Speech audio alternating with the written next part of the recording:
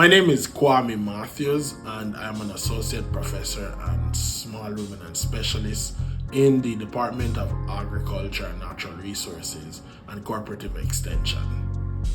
I work with all producers in Delaware that has sheep or goats, and I assist with as much as possible where it comes to research, extension, or teaching in our department. Working at Delaware State University, we have direct contact with students.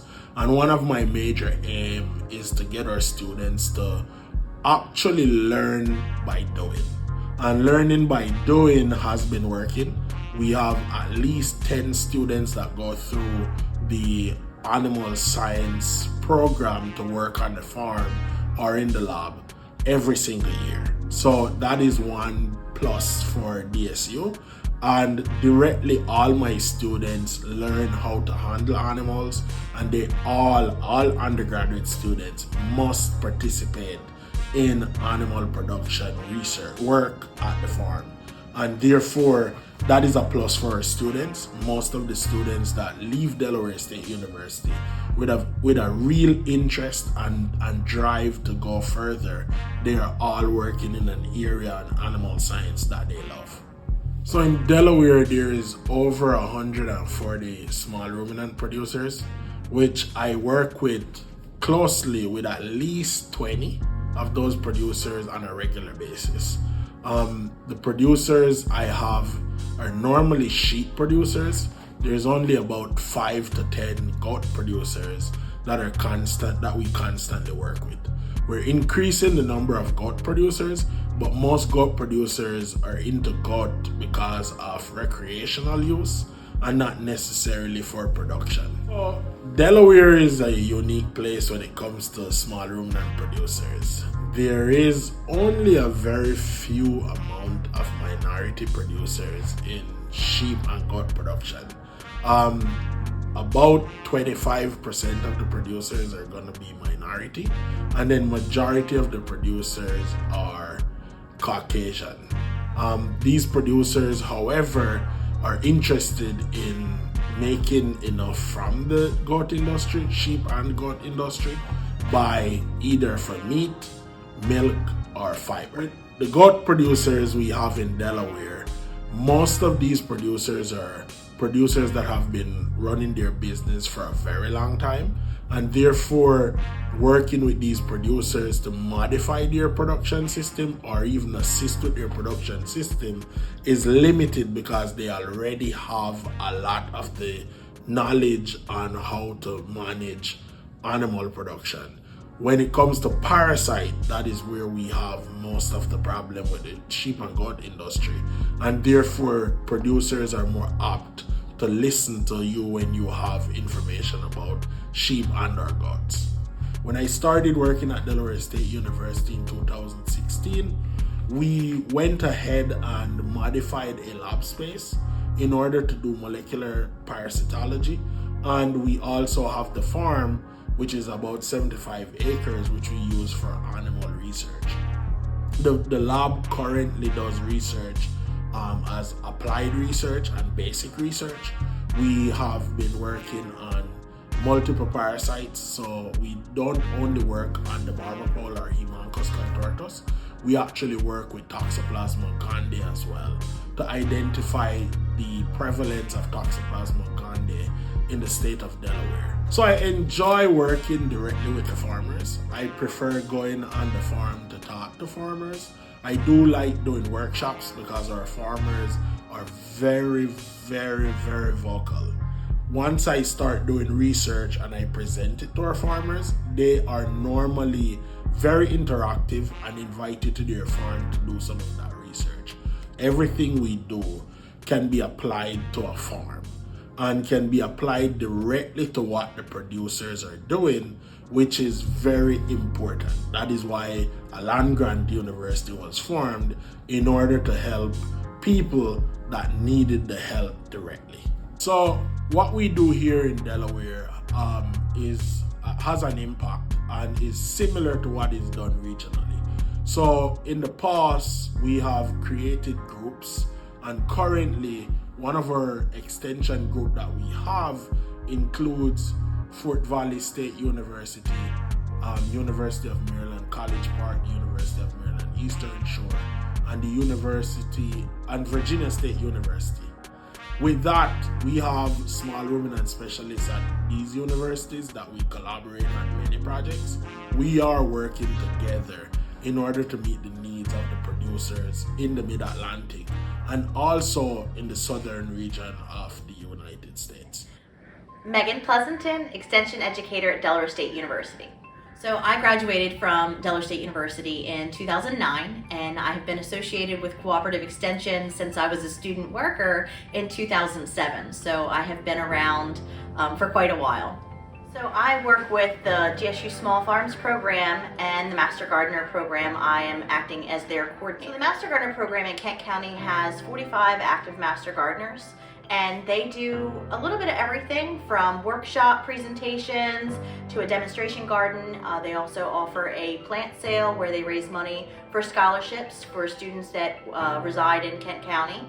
And we have a new program called the Garden Advice Program, where the Master Gardeners go and do site visits for homeowners in the county. The Master Gardener program, really what they do is they're volunteers that take our research-based information and they provide it to the homeowner. So they break it down in terminology that the average homeowner or member of the community can understand, and they're benefiting from that sustainable research-based information. So in Kent County, we typically impact around 3,500 people per year.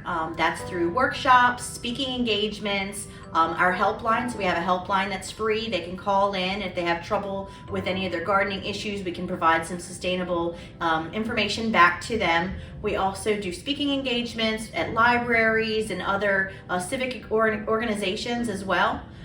So about 3,500 people is what we impact. We do a lot of things online now. We've gone to Zoom, using Zoom platform, where we deliver a lot of our workshops online, so people from all over actually are able to have an opportunity to learn, sustainable gardening practices for our region.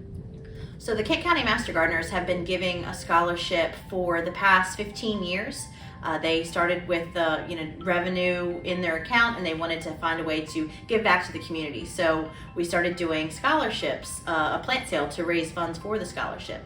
And the past 2 years, we've done a hybrid plant sale where it's half virtual and then half in person. So they're able to pick up items last minute, and we've really had a great success using this hybrid method. So this year we were able to raise enough funds that next year we'll be able to give 4 $1,000 scholarships, and it's something that the volunteers feel very passionately about because it's giving back to youth in our community that are majoring in horticulture or agriculture or related science. So it's really a nice way for our volunteers to give back to the community.